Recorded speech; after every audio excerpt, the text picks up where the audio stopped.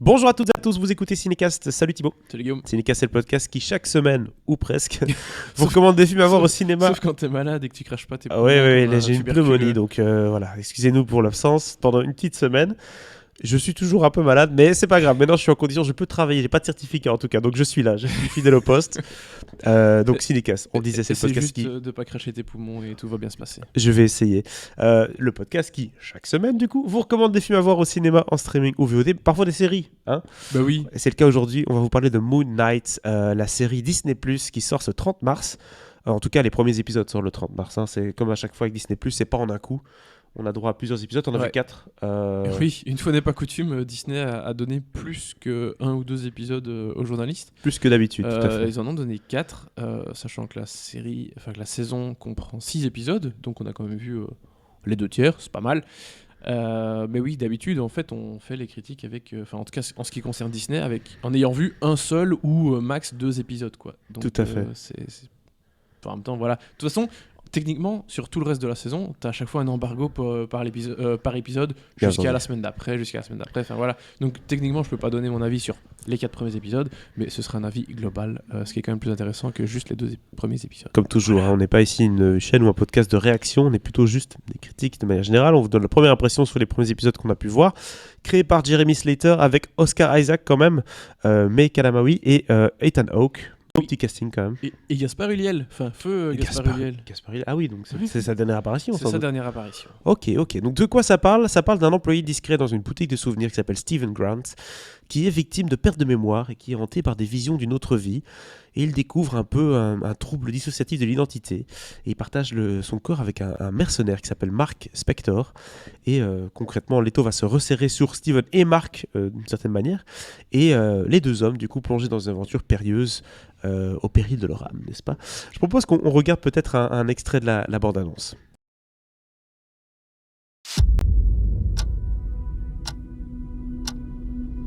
Hello, and welcome to Staying Awake. I have a sleeping disorder. I can't tell the difference between my waking life and dreams. Hello, and welcome to Staying Awake. I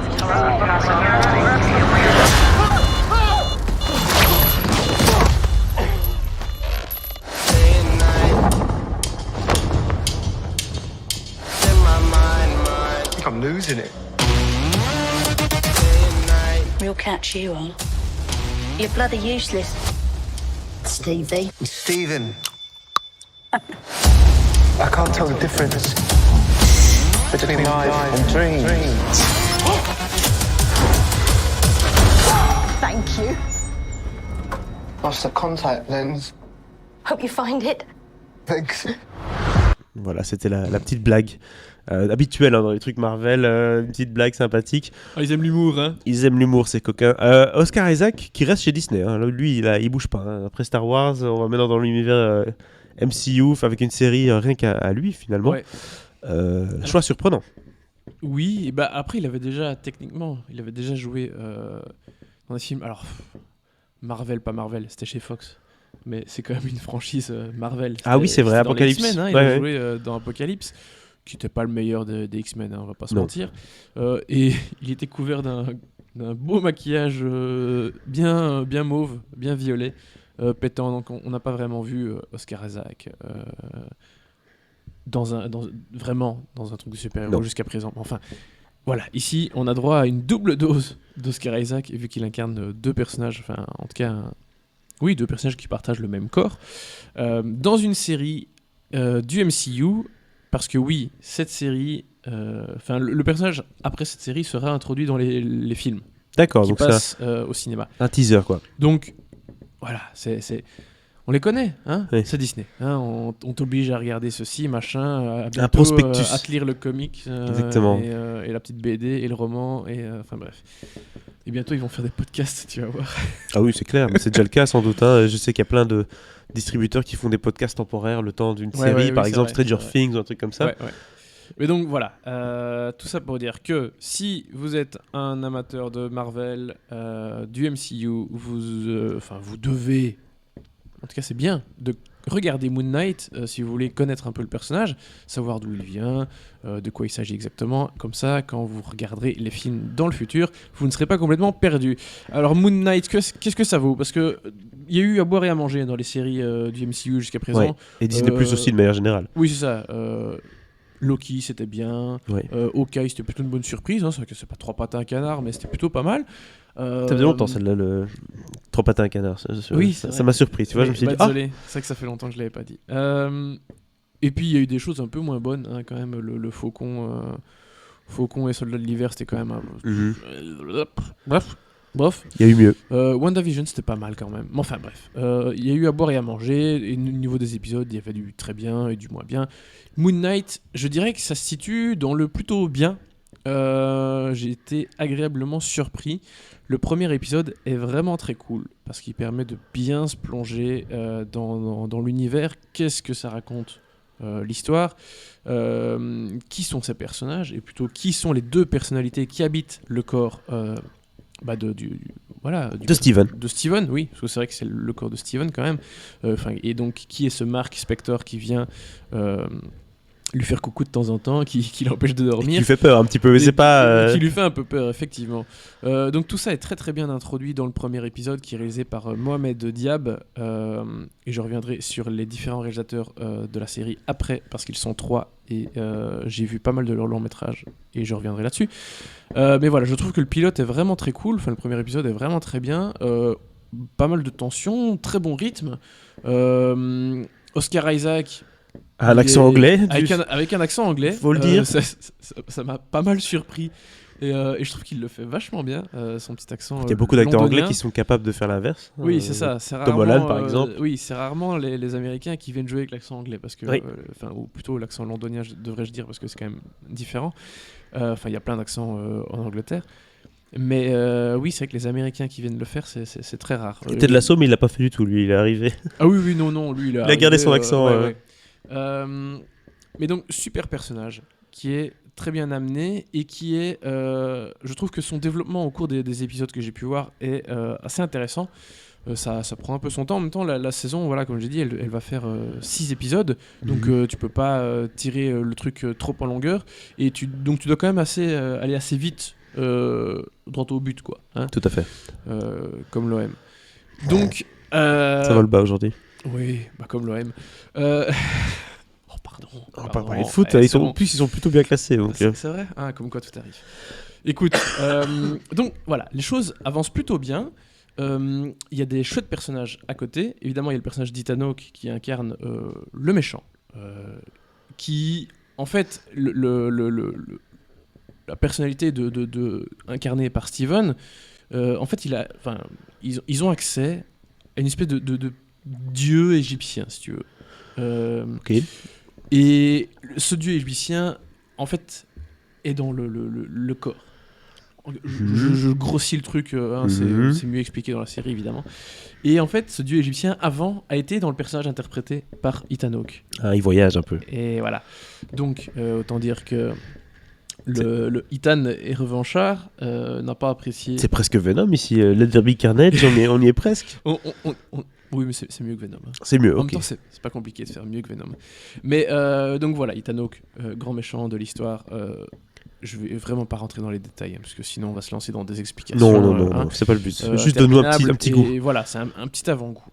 Mais Ethan Hawke est un super méchant. Il a ce côté un petit peu, gourou, baba cool, genre je suis le méchant, mais j'ai pas l'air méchant, et en vrai mes intentions sont pas si mauvaises, mais je suis quand même le méchant en fait, ouais, tu vois. Tout ce que Jared Leto n'est pas dans ses films, il est le méchant. La subtilité. Jared Leto. Arrêtons de parler de Jared Leto. D'ailleurs, je n'ai pas vu Morbius. On ne parlera pas de Morbius parce que j'ai loupé la projo et honnêtement, je ne le regrette pas a priori. Voilà, comme ça vous le savez. Et les autres personnages, il y a un super personnage interprété par, retrouve-moi le nom exactement, May Kalamawi. Kalamawi. Je recommence. May Kalamawi, qui est la compagne, enfin l'ex-compagne du personnage de Mark Spector. Donc une des deux personnalités incarné par Oscar Isaac, qui est au courant de ce qui se passe, parce que évidemment le personnage de Steven, il comprend rien, il est complètement largué, il sait pas qui est ce type, ce qu'il lui veut, il comprend pas pourquoi il a des gros trous noirs, et puis pourquoi il se retrouve dans d'autres pays, enfin à un moment, voilà. Et c'est ça, c'est là-dessus que le premier épisode joue à fond, c'est pour ça que ça fonctionne très bien. Et ensuite, évidemment, les choses prennent leur sens petit à petit. Parle-nous un peu de la direction, parce que tu disais qu'il y avait différents réalisateurs qui avaient bossé dessus, que tu connais un petit peu, Ouais. Et que c'était assez intéressant justement d'aller chercher des gens comme ça qui ont fait des films. Ouais, et c'est la première fois. Alors, après, je connais pas tous les réalisateurs du monde, mais en général, les réalisateurs de séries sont souvent cantonnés aux séries. Il y a rarement, en tout cas chez Disney+, jusqu'à présent, il y a rarement eu des cinéastes qui venaient du cinéma pour réaliser les épisodes de leur série. Ici, les 3 réalisateurs viennent du cinéma. Il y a Mohamed Diab, que j'ai cité tout à l'heure, qui a réalisé l'excellent film Clash, qui était une espèce de huis clos dans un camion de police en Égypte, si je dis pas de bêtises. C'était vraiment canon. Et son 3e film, donc ça c'était son 2e film, son 3e était passé à la Mostra récemment, qui s'appelle Amira, un très beau drame aussi. Enfin bref, c'est un type qui a une réa qui peut être un peu musclé quand il veut. Et franchement, donc il réalise un épisode sur 2. Et les 2 autres réalisateurs, donc c'est un duo de réalisateurs, ils s'appellent Justin Benson et Aaron Moored, duo de réalisateurs américains qui ont réalisé des films comme Spring et The Endless, qui globalement sont des films qui ne sont pas sortis dans nos salles, mais qu'on a pu voir dans des festivals de cinéma de genre, comme le BIF, par exemple. Voilà, hein. Ils ont réalisé quelques courts aussi, j'ai eu l'occasion d'en voir l'un ou l'autre. Bref, super duo de réalisateurs. J'ai vu ça récemment qu'ils ont réalisé des épisodes de la série Arcane sur Netflix, celle qui vient d'être annulée là. D'accord. Archive 80. Archive, oui pardon. Oui. Ouais, c'est ça. Je pense qu'ils ont réalisé des épisodes de ça aussi. Du coup, ils reviendront pas. Mais ça y est, j'aurais dû le noter. Je pense qu'ils ont vu qu'ils allaient être attachés à une autre série bientôt. J'ai fait ok, waouh, pas mal. Mais je sais plus quoi. Non, mais en tout cas, Donc info qui sert à rien. Mais c'est un duo de réals qui ont, ils ont un univers assez fort visuellement. C'est aussi assez nerveux et très drôle en général. Donc je trouve que ça se met bien avec ce qu'ils font dans Moon Knight. Et donc voilà, vraiment les 3 ont réussi à trouver un style assez sympa pour la série.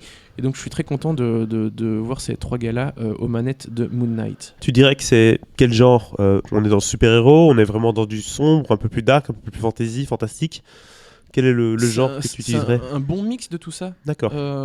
Bah oui, bien sûr, il y a le côté super-héros, parce qu'à un moment, quand le dieu apparaît, il est avec son costume et tout. Ça reste MCU, bien voilà, sûr. Hein. Oui. Mais il y a des moments très sombres, il y a des moments un peu psychés aussi quand même, pas mal. Bon, forcément, hein, tu joues avec un personnage qui a 2 personnalités. Ouais, c'est ça. Il devient un peu fou, quoi. Voilà, voire limite 3 quand il y a le dieu qui prend un peu le contrôle et tout. Bref, ça joue assez bien sur tous ces moods, tous ces genres.